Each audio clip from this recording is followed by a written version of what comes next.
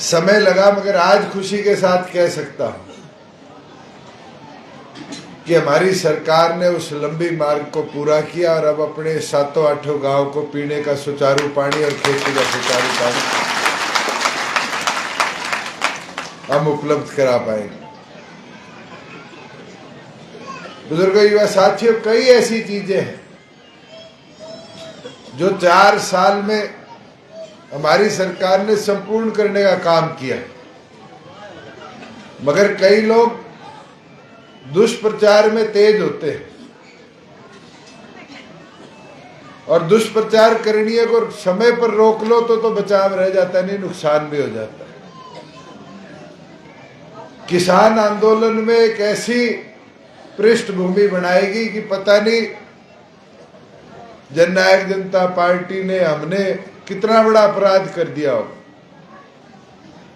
आप सब खेती से संबंध रखने वाले लोग हो। हरियाणा देश में इकलौता राज्य है जो 14 फसलें एमएसपी पर खरीदता है। अपने सरसों हो, बाजरा हो, गेहूं हो, जीरी हो,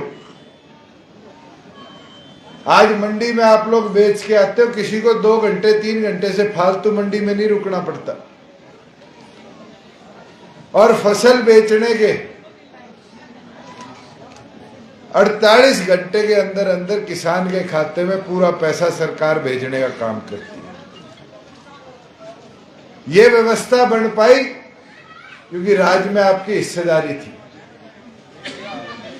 आज बुढ़ापा पेंशन है, पहले बुजुर्ग 60 का होता था, फाइल बनाने लग जाता था और कई बार तो 4-4 साल तक उसकी फाइल को कोई अप्रूवल देनी आनी था। आज तो परिवार पहचान पत्र में जैसे ही बुजुर्ग 60 साल का होता है, साथ के साथ बुढ़ापा पेंशन 3000 रुपए उसके खाते में आनी शुरू हो जाती है। पीला राशन कार्ड है, मेरी माताएं बहनें बैठी, इनको याद होगा। मैं एमपी था, गांव में प्रोग्राम करने आया, 10 फार्म लेके औरतें आ जाती थी, जी पीला राशन कार्ड बना दो। आज तो किसी के परिवार की आय 180 से नीचे है, गांव के सीएचसी सेंटर से पीला राशन कार्ड बन जाता है। किसान को अपने खेत की फर्द लेनी होती थी, पटवारी जी के चक्कर काटने पड़ते थे और कई बार 5, 7, 10 दिन भी लग जाते थे। आज तो 2 मिनट लगती है। गांव के सीएचसी सेंटर में जाओ, 20 रुपए जमा कराओ और साथ की साथ अपनी फर्ज की नकल ले आओ। यह व्यवस्था क्यों बन पाई? क्योंकि राज्य में आपकी हिस्सेदारी थी। एक नहीं 600 सुविधाएं आपकी सरकार ने गांव के सीएचसी पे पहुंचा दी। बाबुओं के चक्कर काटने की जरूरत नहीं, दफ्तरों में जाने की जरूरत नहीं। बुजुर्गों, युवा साथियों,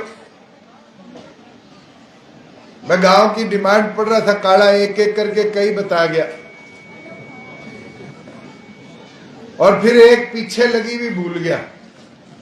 मैं खोल के देखी, उस पर लिखा हुआ गांव में डिजिटल लाइब्रेरी बना दो। भूल गया ना? अब देसी सरपंच का फायदा भी है, नुकसान भी है, मगर ये डिजिटल लाइब्रेरी की बात हम करते हैं। पहले कभी गांव में सुना था? गांव का सरपंच खड़ा होता था, सरकार आती थी, कहता था गली नाली गली नाली।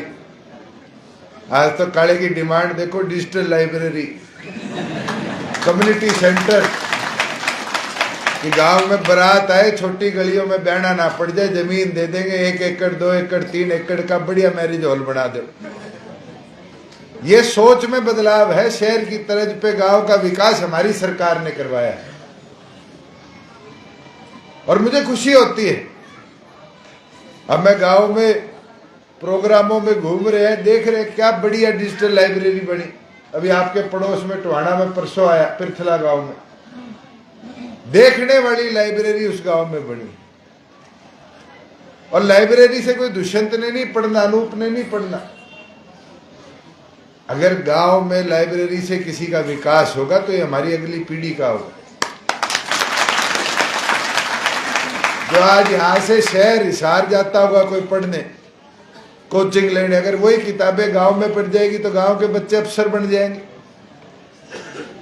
कम्युनिटी सेंटर बन जाएगा तो बारात के लिए कि बड़े बड़े मैरिज हॉल में जाने की जरूरत नहीं, गांव का खुद का एक मैरिज हॉल बन जाए। और मैं तो चाहूंगा कि कम्युनिटी सेंटर के लिए भी जल्द से जल्द ग्राम सभा बुलाकर जमीन का रेजोल्यूशन बनाकर एसडीएम के माध्यम से और चंडीगढ़ भिजवाने का काम करो। उतनी जल्दी मंजूरी देकर उसका पैसा भी हम भिजवाने का काम करें। जहां गांव में खेल के लिए स्टेडियम की बात है, स्टेडियम तो 2013 के अंदर कांग्रेस के राज में ही स्कीम बंद कर गए थे।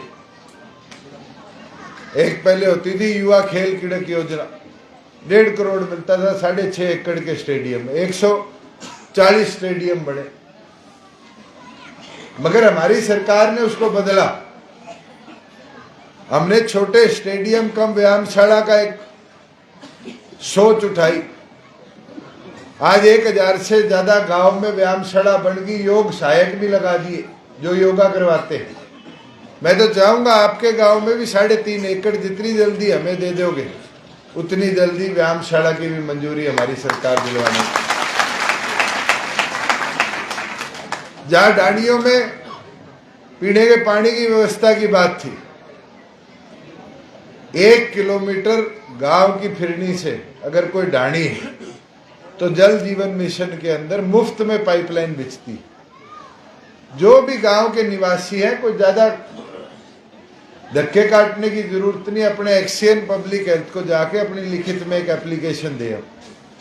जैसे जैसे जल जीवन मिशन का काम गांव का कंप्लीट होगा, गांव के बाहर उनके भी पाइपलाइन के माध्यम से हम पीने के पानी की व्यवस्था पहुंचाएंगे।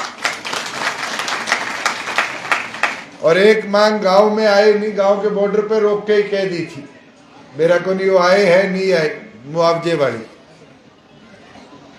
सरकार ने मुआवजा नहीं रोका। जो नॉन इंश्योर्ड फार्मर थे, जिनका प्रधानमंत्री फसल बीमा योजना में रजिस्ट्रेशन नहीं हो रखी थी, उन सबको मुआवजा हमारी सरकार ने दे दिया। जो प्रधानमंत्री फसल बीमा योजना में थे, लगभग 750 करोड़ का क्लेम बना था 9 जिलों का। उसके अंदर वो कंपनी पहले केंद्र सरकार तक अपील में गई, अब कोर्ट में चली गई।